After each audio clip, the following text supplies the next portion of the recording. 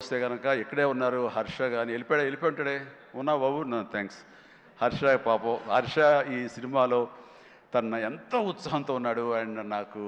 నా ఫ్యాన్ అంటాడు నిజమనే తెలియదు అందరి దగ్గర అదే మాట అంటాడేమో కానీ కానీ